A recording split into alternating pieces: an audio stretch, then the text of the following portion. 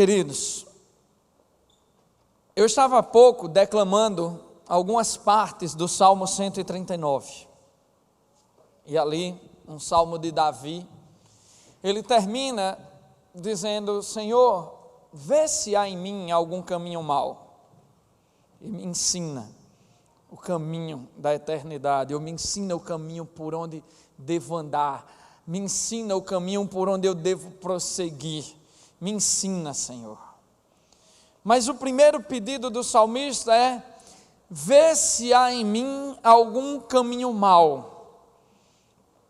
Tu, Senhor, que me sondas, que me conheces tão bem, que sabes tanto a meu respeito, tu que és tão próximo, tão íntimo, vê se há em mim algum caminho mau, diz o salmista. Quando nós queremos estar nas mãos do oleiro, quando nós queremos ser vasos novos na mão do oleiro, temos que passar por essa pergunta. Porque essa pergunta é que nos faz como barro na mão do oleiro.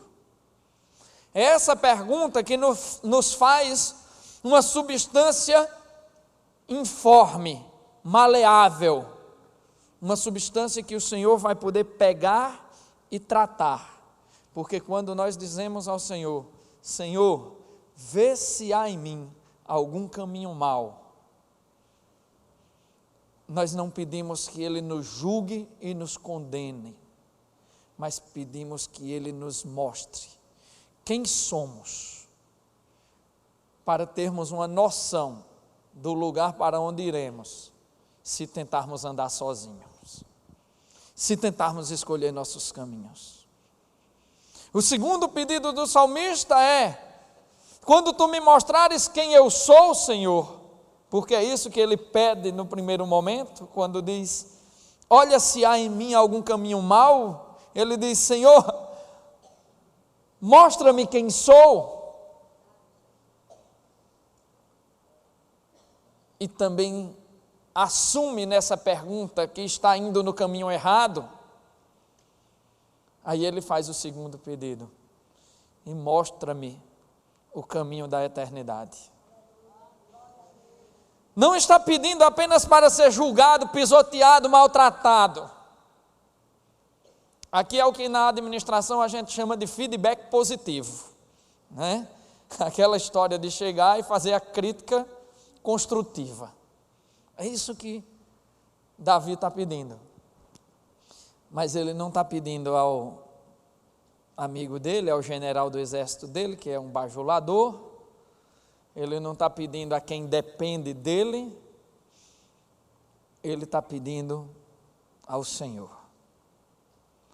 Porque não há nada que Davi pudesse fazer para que Deus não lhe dissesse a verdade.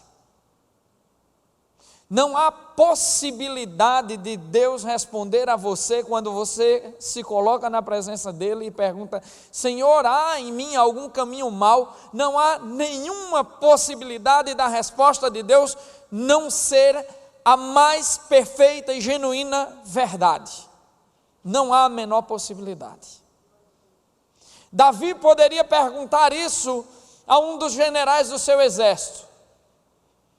Bajuladores olhariam para ele e diriam: não, rei, em ti não há nenhum caminho mau, rei, tu és o rei, tu és o amado, não é? Que é isso que o nome Davi quer dizer. Mas ele diz: Senhor, tu que não mentes, tu que me conheces, mas tu que és a própria verdade, diz a mim quem eu sou. Diz a mim quem eu sou. Mas essa pergunta já reflete que Davi sabia exatamente quem ele era. Davi sabia que ele era ninguém. Que apesar dele ocupar o mais alto cargo de um dos reinados mais importantes de sua época, apesar dele ter vencido poderosas batalhas, e ser líder de um numeroso exército, apesar dele ter todo o dinheiro e todo o poder e tudo o que ele quisesse, ele sabia que ele não era nada. E aí humildemente se coloca e diz: Senhor, vê se há em mim algum caminho mau. Será que essa pergunta faz sentido para nós hoje? Será que essa pergunta faz sentido para essa plateia que está aqui hoje? Eu creio que essa pergunta é o primeiro caminho para a plena reconciliação com o Senhor. Eu creio que essa pergunta é a pergunta que não pode faltar na vida daquele que quer buscar felicidade em Deus. É a pergunta que não pode faltar na vida daquele que quer acertar, que quer tomar decisões certas e coerentes para o resto de sua estrada. Porque sem uma avaliação verdadeira do que somos, é impossível definir os caminhos corretos para o nosso futuro. E aqui não se trata de cartomancia, adivinhação, nem de mandinga, nem de nada. Trata-se que quem segue os caminhos de Deus consegue ser feliz muito mais facilmente. Por quê? Porque os projetos de Deus para nós são projetos de quê, gente? De paz. Assim diz o profeta Jeremias. E como é que a vontade de Deus é? Mas essa é a vontade de Deus. E a nossa vontade? Se a de Deus é boa, perfeita e agradável, eu creio que a nossa, no mínimo, ela é má, imperfeita, e se for agradável é por pouquinho tempo, porque depois nós experimentamos as consequências das besteiras que fazemos, quando não perguntamos ao Senhor por onde devemos andar. O que é que há em mim, Senhor? Mas aí entra a tal da arrogância do crente. Crente é um bicho arrogante, né? Eu me lembro de uma imagem, uma vez eu trabalhava na Unilever nessa época e vivia muito dentro dos supermercados, e tinha um rapaz que trabalhava, um repositor do antigo supermercado Primo. Aí eu comecei a conversar com ele e comecei a tentar falar de Jesus para ele. Ele virou-se para mim e fez: sabe por que eu não gosto dessas conversas? Eu digo: por quê? Porque vocês pensam que só vocês são salvos. Eu digo: eita, lascou. Lascou. Como é que eu digo a ele que isso é verdade? Como é que eu digo a ele que isso é verdade?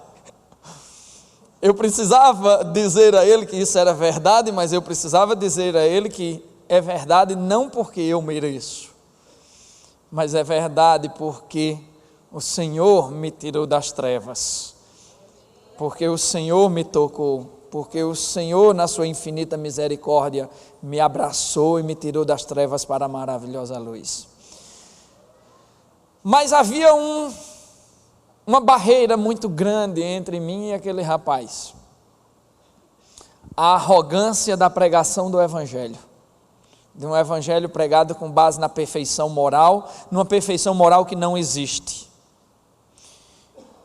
E eu creio que é por causa dessa arrogância do crente, que o Senhor Jesus já dizia nos evangelhos, preventivamente. É uma palavra preventiva, né? Antes de querer tirar o argueiro do olho do teu irmão, tira a trave do teu. E aí, meus irmãos, eu vou dizer uma coisa: hoje nós estamos aqui para tirar as traves. Hoje nós estamos aqui para tirar as traves. E tem uma coisa: quem não tirar as traves vai ficar cego. Pode até ir embora, mas vai cego. Vamos abrir a palavra de Deus para que ela limpe os nossos olhos e possamos ver os caminhos que o Senhor tem para nós. Carta de Paulo aos Filipenses, capítulo 4, a partir do versículo 2. Diz assim a palavra do nosso Deus: o que eu rogo a Evódia e também a Sintique é que vivam em harmonia no Senhor. Sim, e peço a você, leal companheiro de julgo, que a ajude, pois lutaram ao meu lado na causa do Evangelho, com Clemente e os meus demais cooperadores. Os seus nomes estão no livro da vida. Alegrem-se sempre no Senhor. Novamente direi: alegrem-se. Seja a amabilidade de vocês conhecida por todos. Perto está o Senhor. Não andem ansiosos por coisa alguma, mas em tudo pela oração e súplica e com ação de graças apresentem seus pedidos a Deus, e a paz de Deus, que excede a todo entendimento, guardará o coração e a mente de vocês em Cristo Jesus. Finalmente, irmãos, tudo que for verdadeiro, tudo que for nobre, tudo que for correto, tudo que for puro, tudo que for amável, tudo que for de boa fama, se houver algo de excelente ou digno de louvor, pensem nessas coisas. Ponham em prática tudo o que vocês aprenderam, receberam, ouviram e viram em mim, e o Deus da paz estará com vocês. Vamos orar mais uma vez? Ó Senhor, é tão lindo ver a Tua palavra e a profundidade do que Tu nos ensinas. E hoje, Senhor, te pedimos de uma maneira muito especial, usa a Tua palavra para limpar nossas vistas, para que enxerguemos os Teus caminhos. Usa a Tua palavra para encher os nossos corações com a Tua paz. Usa a Tua palavra para encher os nossos corações com a alegria que precisamos. Mas exorta-nos, Senhor, exorta-nos, porque é com o fogo que seremos purificados. O fogo que purifica o ouro, e o fogo da Tua palavra, o fogo do Teu Santo Espírito, purifica a nossa alma. Atende, Senhor, a nossa humilde oração, em nome de Jesus, amém. Aqui, Paulo começa a tratar de uma exortação, falando diretamente com duas irmãs, que aparentemente tinham um problema de ira. Mas quem eram essas duas irmãs? Ele diz aqui que elas duas faziam parte da sua equipe, da equipe de cooperadores do Evangelho. Ele provavelmente está aqui se dirigindo a Císigo, que era um dos líderes da igreja de Filipos, um dos membros de sua equipe. Em alguns manuscritos mais recentes nós encontramos o nome dele nesse texto. E ele diz: Císigo, ou simplesmente aqui, meu companheiro de luta, ajude essas duas irmãs, ajude Evódia e Sintique a se darem bem, porque elas são parte do reino de Deus. E ele diz: elas têm o seu nome escrito no livro da vida. Paulo está falando sobre uma deficiência moral de pessoas que foram suas colaboradoras. Paulo está falando sobre a deficiência moral de pessoas que andaram lado a lado com ele. Pessoas que andaram plantando igrejas, pessoas que andaram batendo de porta em porta, invadindo as sinagogas, correndo os riscos por causa do judaísmo perseguidor, pessoas que abriram mão de suas próprias vidas para adentrar nos caminhos do Senhor e evangelizar de porta em porta na cidade de Filipos e quem sabe mais onde. Paulo está olhando para pessoas crentes, e ele afirma, o nome dessas pessoas está escrito no livro da vida, mas essas pessoas precisam de ajuda. Elas precisam de ajuda porque elas têm defeitos morais, elas têm problemas entre si, são duas irmãs que não se dão. Mas aqui Paulo poderia estar falando a respeito de qualquer um de nós que também tem o seu nome arrolado no livro da vida e que está cheio de defeitos morais. Mas certamente ele está falando de Síntique e Evódia, porque essas duas irmãs não fingiram estar bem quando não estavam. Porque essas duas irmãs não ficaram tapando os esgotos de sua vida e fingindo não viver o pecado que elas estavam realmente vivendo. E quando ele se dirige, provavelmente a Císico, ou seja, a quem for o seu grande companheiro de luta aqui, ele não se refere a uma pessoa perfeita, ele se refere a uma pessoa que talvez tivesse maturidade, uma pessoa que tivesse mais preparada para lidar com o problema da desunião, com o pecado específico de Síntique e Evódia, e diz: amigo, companheiro, ajude essas duas irmãs, porque elas são parte do teu reino, mas estão vivendo no pecado. Esse trecho da palavra de Deus me ensina muito sobre o que é igreja. Me ensina na perspectiva de Síntique e Evódia, que não escondem o seu pecado e confessam e deixam claro que não estão bem. Me ensina sobre o que é a igreja quando Paulo designa alguém mais maduro para dizer: cuide destas pessoas que não estão bem. Cuidem destas pessoas que não estão bem. Temos aqui duas coisas fundamentais para a igreja: transparência, a transparência de Síntique e Evódia, e do outro lado, o cuidado da igreja com o problema das duas irmãs. Não está aqui nenhuma lição do tipo que é dado: ei, afaste Síntique e Evódia do ministério, porque afinal de contas elas são irmãs, estão brigando entre si, então afaste-as do ministério e quando elas se resolverem, elas voltam. Não é esse tipo de coisa que está sendo dita. Que eu não sei de onde a igreja moderna tirou esse tipo de ideias. Afaste o irmão ou a irmã que foi transparente e confessou o seu pecado, deixa ele lá separado, afastado em disciplina, que depois, quando ele se endireitar sozinho, aí ele vem. Não. É óbvio que a gente não pode pensar aqui que Paulo estava apoiando o pecado de Evódia e Síntique. É óbvio que a gente não pode por nenhum segundo imaginar que a situação era ideal e que Paulo também estava por outro lado dizendo: ei, deixa essas irmãzinhas aí, Evódia e Síntique, botem elas para cantar no louvor ou para, sei lá, servir as pessoas e tal. Não. Paulo estava dizendo: olha, diante do que essas duas irmãs estão vivendo, cheguem junto e tratem.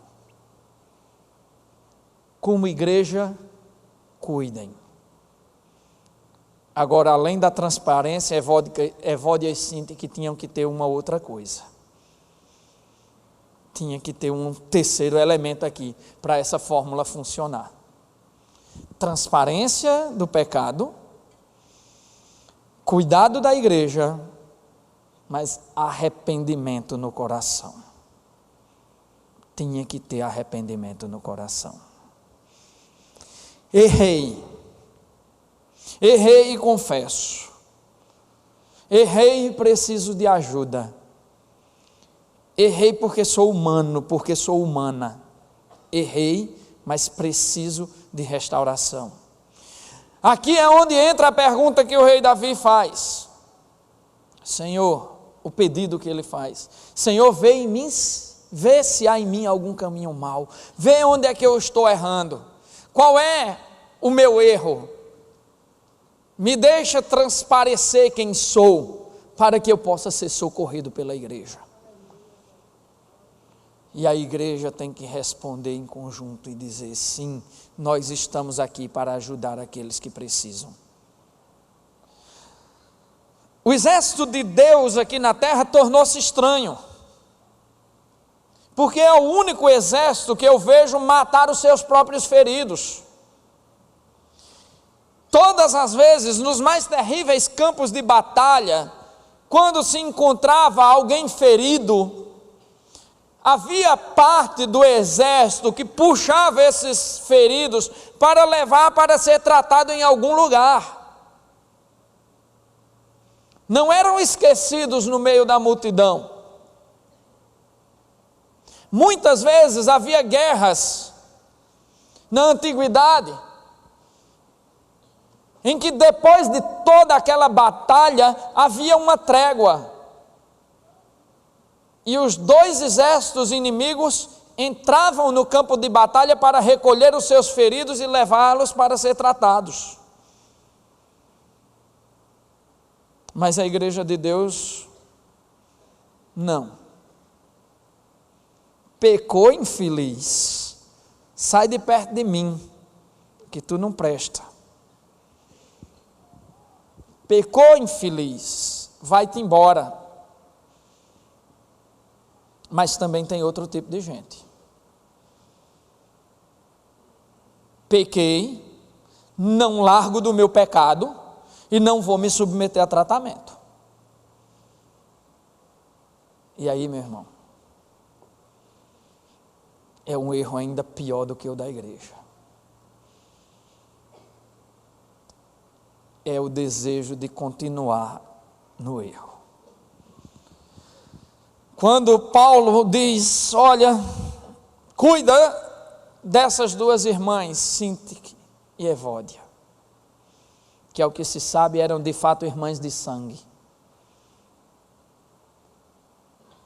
Era necessário que houvesse no coração dessas duas também a vontade de fazer as pazes. Mas isso é duro. Isso significa enfrentar o pecado de frente. Isso significa chegar para alguém mais maduro na fé, significa chegar para um líder da igreja, significa chegar numa conexão, significa chegar num aconselhamento e dizer: olha, eu tenho problemas sérios, eu tenho vícios, eu tenho ira, eu minto, eu traio, eu tenho problemas sérios. E quando se diz eu tenho problemas sérios e quero tratá-los, a igreja tem que ter disposição para tratá-los.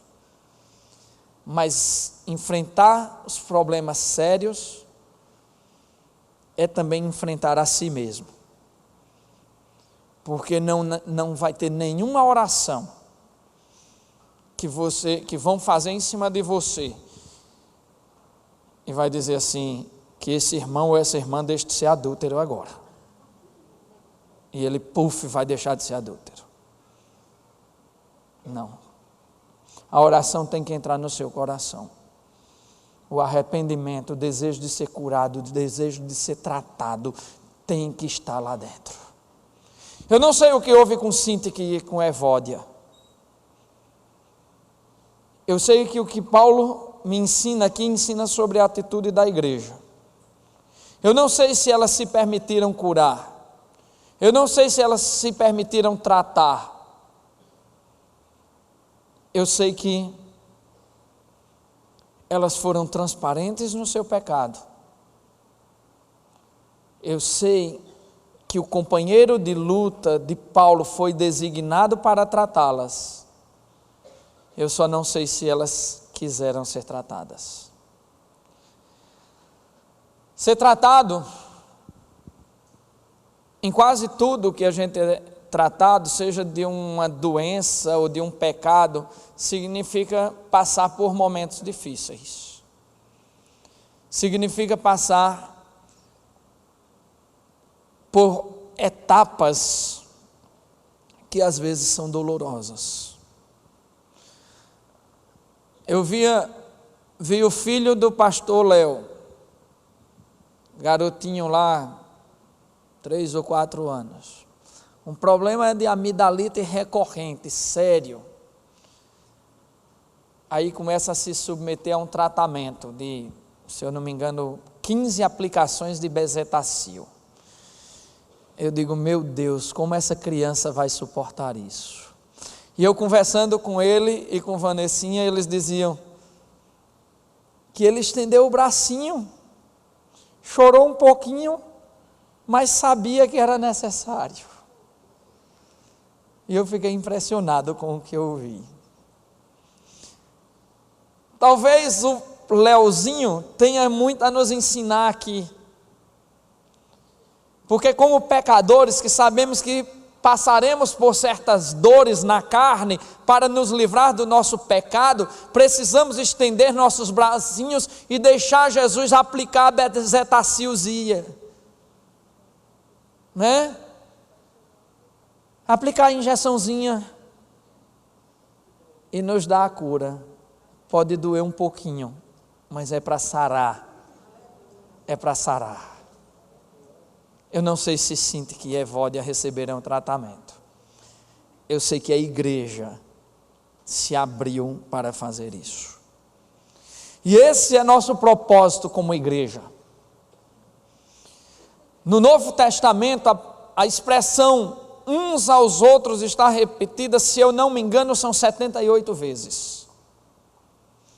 Amai uns aos outros, cuidai uns dos outros, admoestai uns aos outros, confessai vossos pecados uns aos outros, e assim por diante. Porque a igreja foi feita por Deus para se cuidar, para se tratar, e não para ficar escondendo as suas dores, não para ficar escondendo o seu pecado, como se houvesse alguém aqui nesse auditório que não fosse pecador. Escondo o meu pecado por quê? Porque tenho medo de ser julgado, não é por outro motivo. Mas quem deu à igreja a autoridade para julgar?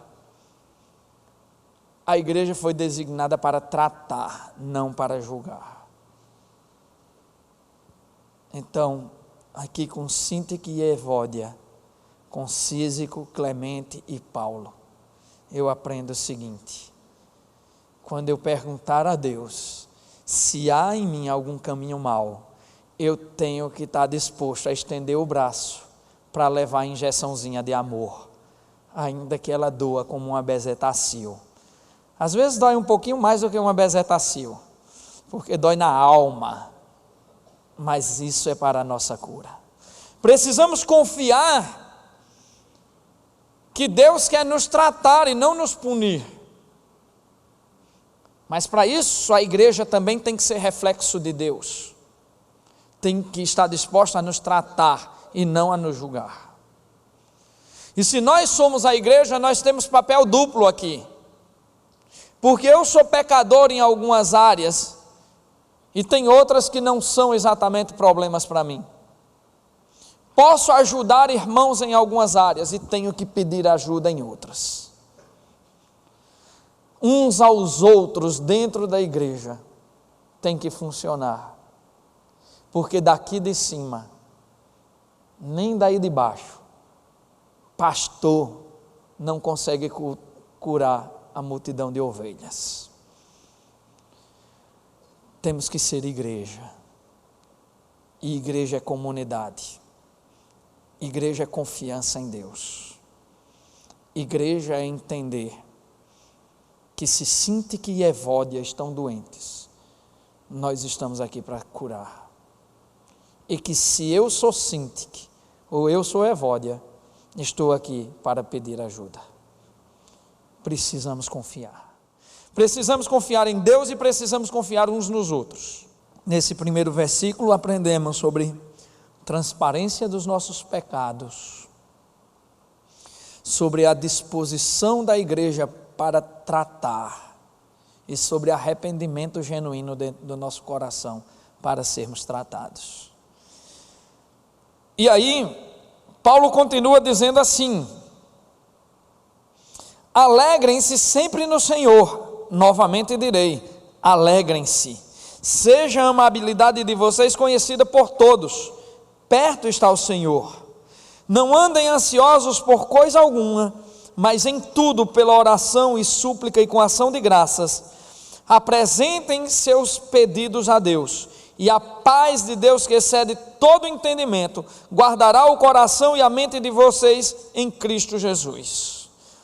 Primeiro, quando ele diz alegrem-se no Senhor, novamente direi alegrem-se, ele está dizendo, apesar dessa dificuldade que estava havendo entre irmãos da igreja, nós precisamos nos alegrar em Deus, porque isso é reflexo da nossa confiança.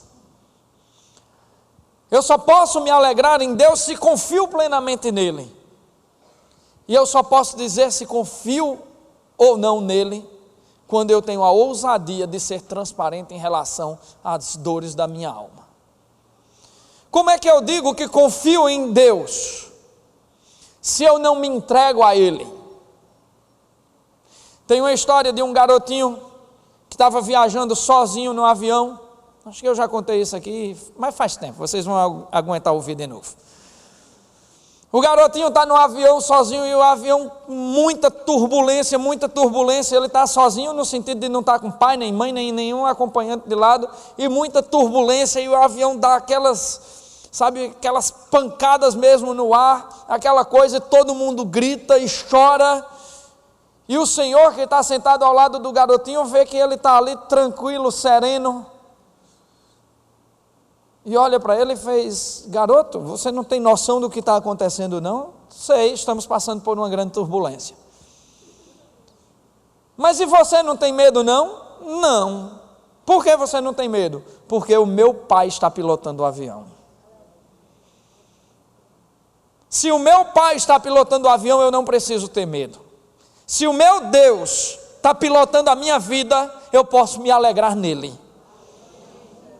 Eu posso me alegrar nele, porque eu confio no que ele está fazendo. Eu confio dentro daquela condição que foi colocada antes. Não podemos separar o texto e começar a tratar aqui como se não houvesse anterior. Eu confio em Deus o suficiente para ser transparente com os meus pecados e assumir a responsabilidade por cada um deles, de dizer: Senhor, eu estou aqui para ser curado. Quando eu fiz cursilho na primeira igreja batista, em 2001, se eu não me engano, ano 2000 ou 2001, não lembro agora. Tinha uma pessoa no mesmo cursilho que eu estava. Um homem que vivia há 13 anos com um nome falso. Um homem que havia cometido um assassinato na Bahia. E fugiu para Paraíba com um nome falso. E havia 13 anos estava aqui. Chegou naquele cursilho, conheceu o Senhor Jesus e entendeu o que era confiança. Quando ele saiu do cursilho, foi até a delegacia e disse: meu nome não é tal, meu nome é tal. Eu sou procurado por assassinato na Bahia, estou foragido há 13 anos e vim me entregar. A delegada olhou para ele e fez: endoidou.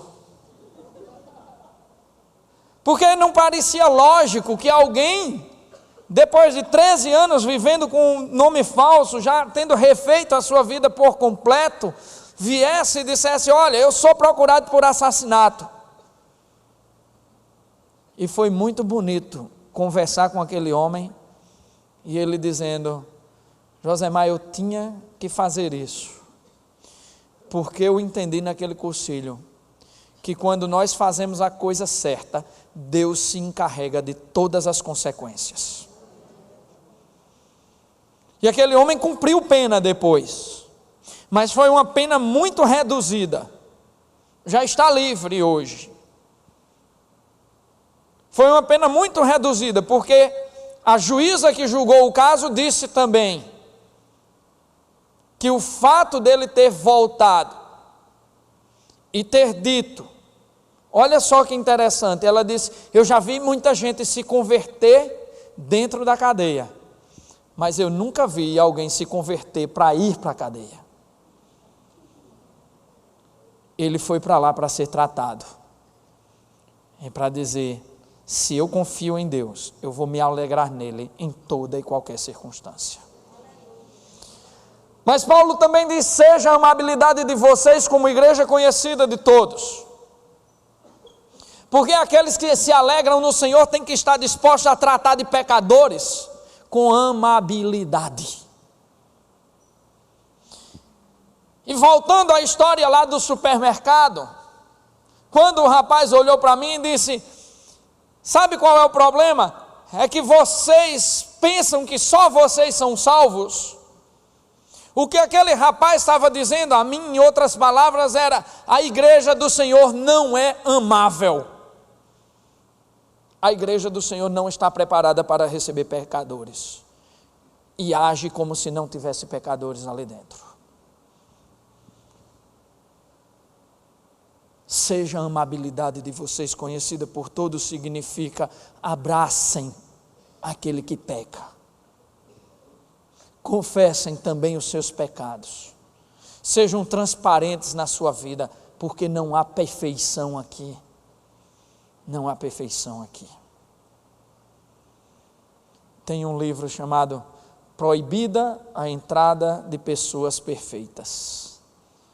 Essa placa devia estar em todas as igrejas. Proibido a entrada de pessoas perfeitas, para que todas as vezes que nós cruzássemos por aquela porta, tanto entrando quanto saindo, talvez ali, aqui em cima na saída tivesse que ser escrito também: proibida a saída de pessoas perfeitas. Porque todas as vezes que nós cruzássemos essas portas, nós nos lembraríamos quem somos, e nos lembraríamos da resposta de Deus à pergunta: Senhor, vê se há em mim algum caminho mau, vê se há algo que eu preciso tratar, e me mostra. E também lembraríamos que nós somos os amigos de Paulo. Ajudem Sintique e Evódia, porque o nome delas está no livro da vida, mas elas estão pecando. Ajudem essas irmãs, porque elas precisam de vocês.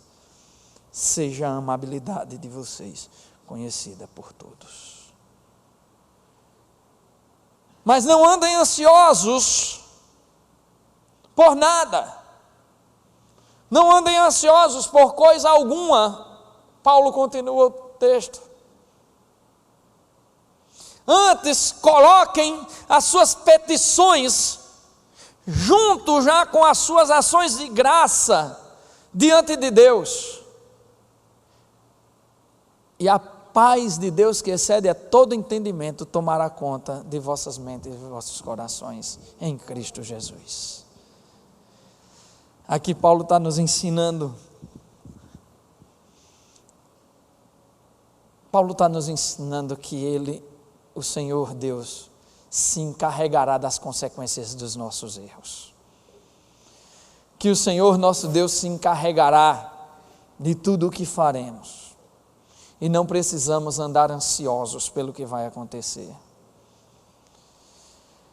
Nós temos medo de ser julgados, nós temos medo de ser condenados. É normal ter esse medo, mas entrega nas mãos do Senhor e Ele se encarregará pelas consequências. Sabe, no primeiro trecho nós entendemos que precisamos ter transparência, disposição para cuidar. E o que mais? Arrependimento genuíno. Agora nós entendemos que precisamos ter confiança para nos alegrar. Que precisamos ser amáveis para atrair os outros. E que precisamos nos livrar de nossas ansiedades, porque dessa maneira a promessa se cumprirá. Porque nesse trecho tem uma promessa. Tem uma promessa. A paz de Deus, que excede a todo o entendimento, tomará conta de vossas mentes e corações em Cristo Jesus. Do que é que nós precisamos mais? Além dessa paz que excede ao entendimento. Mas ela não é dada a qualquer um. É dada a quem percorre esse caminho. É dada a quem percorre o caminho. Transparente, disposto a ajudar, arrependido, confia no Senhor, é amável e não carrega ansiedade no seu coração, nos livrando de toda ansiedade. E aí Paulo diz assim: finalmente, irmãos, tudo que for verdadeiro, tudo que for nobre, tudo que for correto, tudo que for puro, tudo que for amável, tudo que for de boa fama, se houver algo de excelente ou digno de louvor, pensem nessas coisas. Aqui Paulo está nos ensinando mais uma coisa profunda. Quando virmos a resposta de Deus sobre quem nós somos, nós temos que colocar em nossas mentes aquilo que é puro, digno de louvor, respeitável. Paulo está ensinando com que ocupar as nossas mentes. Paulo está nos ensinando o caminho para nos aproximar de Deus. Paulo está nos ensinando aqui a ter um nível de confiança extremo, lindo. Porque eu conheço muitas pessoas que são felizes, aliás, infelizes, porque só pensam naquilo que traz infelicidade. E o viciado só pensa no seu vício. E o carente só pensa na sua carência. E o mentiroso só pensa numa forma de aprimorar as suas mentiras. E o pecador continua pensando no seu pecado e numa forma de maquiar o seu pecado de tal maneira que ele não apareça. Tirar a trave dos olhos dói, né? Tirar a trave dos olhos dói. Mas Paulo diz: epa, vamos ocupar as nossas mentes com algo que vale a pena. Vamos ocupar as nossas mentes com o que for verdadeiro, nobre, correto, puro, amável, de boa fama, excelente, digno de louvor. Vamos ocupar nossas mentes com coisas produtivas, com algo que nos aproxime de Deus e do padrão que Ele deseja para nós. Já ouvi várias vezes frases dizendo que mente vazia é oficina do diabo, né? Eu ouvi até uma pessoa uma vez dizer que isso está na Bíblia. Não está não, viu? E ainda mais dizendo que foi Paulo quem disse. Esse é quem não disse mesmo, ainda só faltou dar a referência. Não está na Bíblia não, mas é uma verdade. É uma verdade. Quando nós desocupamos a nossa mente e retiramos da nossa mente esses conselhos de Paulo e deixamos de pensar no que é puro, no que é certo, e nos ocupamos de outras coisas, e aqui, gente, eu vou pegar num ponto que é muito sério. Agora mesmo eu estava antes de entrar aqui no culto, eu estava com um casal, com quem eu já havia marcado outras vezes e não havia dado certo nenhuma vez. Por falta de tempo minha, por falta de tempo deles, por falta de comunicação correta. E eu diria que somente por uma questão chamada mau uso do tempo. Eu vou celebrar o casamento deles e estava dizendo, eu gostaria de ter 4 reuniões com vocês, mas infelizmente não vamos ter tempo.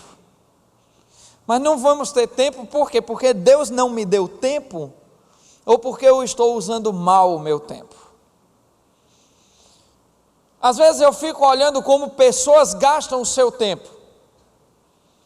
Meus alunos dentro da universidade, quando estão tendo aquelas maravilhosas aulas de filosofia, eita, aí tem uns, sabe, pastor Estevão me disse uma coisa uma vez, que eu fiquei meio pensativo, e depois foi que eu percebi que tinha um fundo de verdade bem rasinho, que ele disse assim, olha Josemar, quando as pessoas entram pela porta do meu gabinete, eu sei se essas pessoas vão ter futuro ou não. E eu olho para os meus alunos hoje e sinto isso. Eu vejo estudantes que param uma aula todinha e você não consegue, estudante universitário que você tem que chegar e tomar o celular da mão dele, senão ele não para. É mandando mensagem, é falando, e tudo é urgente, menos o principal. E aí eu fico me perguntando, tu vai gastar 4 anos dentro da universidade para quê? Mas isso serve para muita coisa de nossa vida. Como é que nós estamos gastando o nosso tempo? Você está correndo tanto, para quê? Você está querendo ganhar mais dinheiro, para quê? Onde está a tua família? Onde estão teus relacionamentos? Onde está a tua aproximação com Deus? Por que é que você diz que não tem tempo de ler a Bíblia todos os dias? Por que é que você diz que não tem tempo para dedicar meia horinha do dia ao Senhor? Por que é que você diz que não tem tempo para ficar com seu filho, com sua mãe, com sua esposa? Principalmente os homens aqui. Por que não temos tempo para nada que diga respeito ao principal de nossas vidas? Porque nós não ocupamos a nossa mente da forma que Paulo disse. Essa é a resposta. Porque nós estamos aqui dentro, olhando o relógio e doido que a pregação acabe, para ir para o açaí. Ou então, por motivos aparentemente mais sérios. Porque eu tenho que dormir cedo, porque eu tenho que trabalhar amanhã muito cedo. E desde quando o teu trabalho é mais importante do que a palavra do teu Deus? Tinha uma esquete de quando eu recém-convertido, aí um grupo de teatro fez uma encenação rapidinha, que era assim, o rapaz chegava para procurar emprego, sentava de frente à entrevistadora, aí a entrevistadora perguntava, qual é a sua religião? Ele dizia, eu sou evangélico. Você é crente? Sou. Pois bem, aqui nós não aceitamos crente. E para você trabalhar aqui, você tem que deixar de ser crente. Mas você não precisa responder isso agora não. Você pode vir amanhã. Aí o rapaz sai, pensa e tal, bota a mão na cabeça e quando volta diz, não, eu quero o emprego. Aí a entrevistadora pergunta, como assim você quer o emprego? Você vai negar o seu Deus? Né? Vou. Porque eu preciso muito do emprego. Eu falei, se você precisa desse emprego, mais do que de Deus, esse aqui não é seu lugar, pode ir embora. Quem aqui precisa do emprego mais do que de Deus? Com que estamos ocupando nossas mentes? Com que estamos ocupando nosso tempo? Com que estamos ocupando nossas vidas? Como estamos usando o tempo que Deus nos deu? Eu não estou dizendo que seu emprego não é importante. Eu estou querendo que você repense suas prioridades.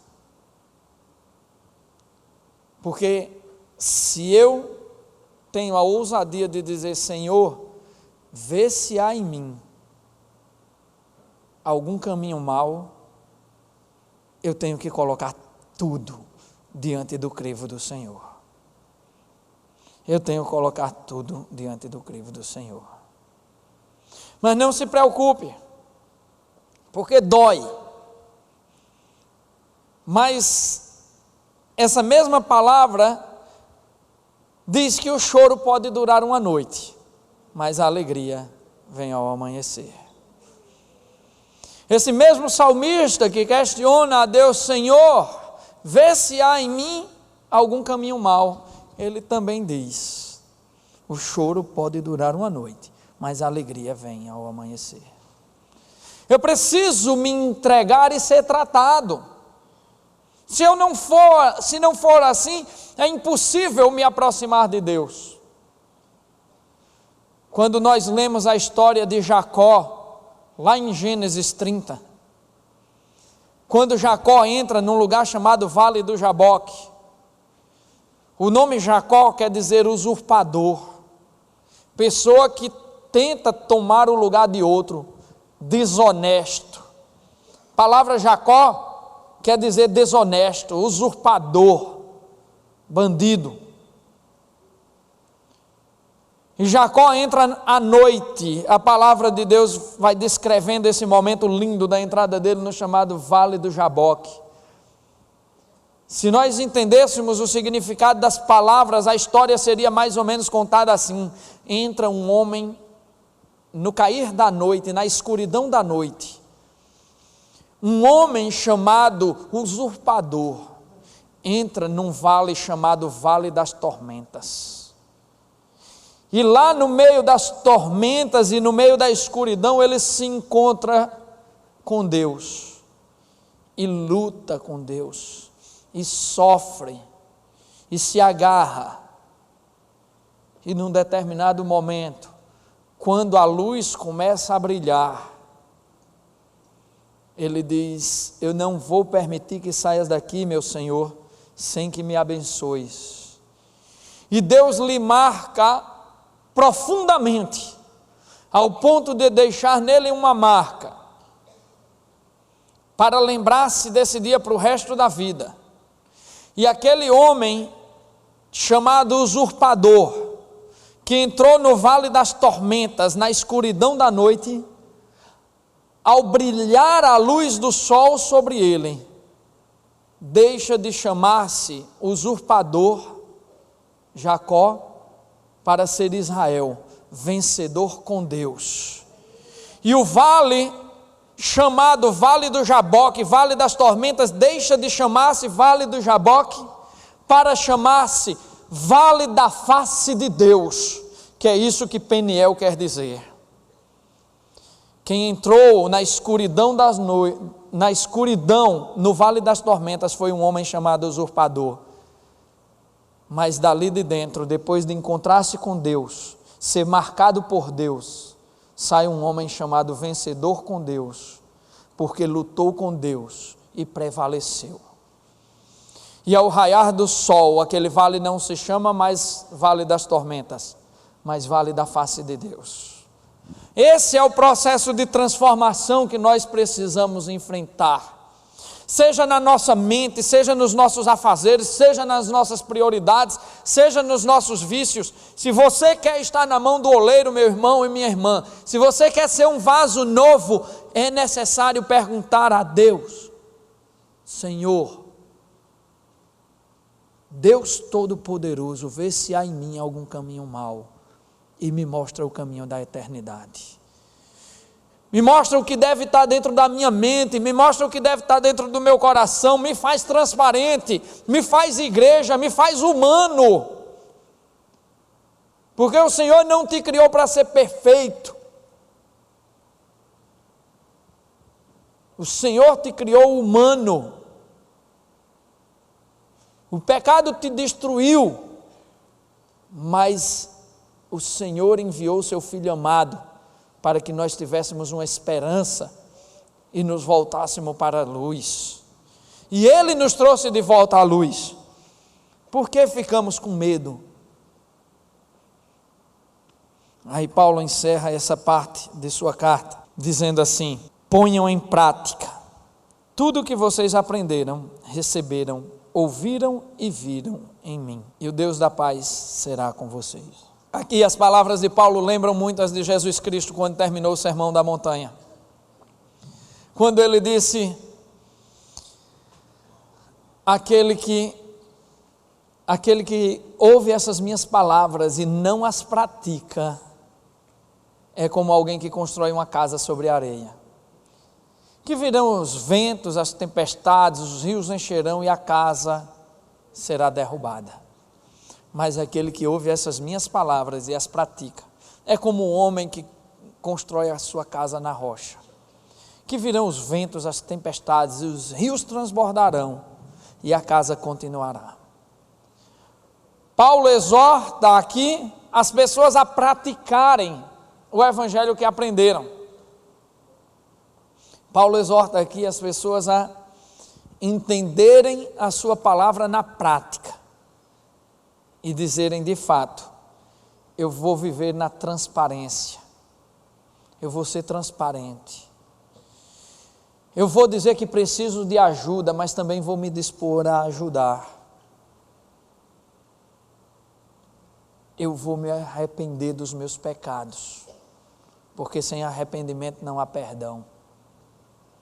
Eu vou reconstruir minha vida com confiança em Deus, uma confiança que me faz alegrar-me.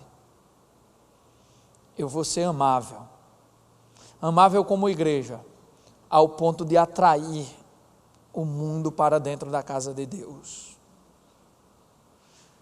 Eu não vou andar ansioso, porque toda a minha vida estará nas mãos do meu Senhor, e Ele se responsabilizará por tudo o que eu fizer segundo a sua vontade.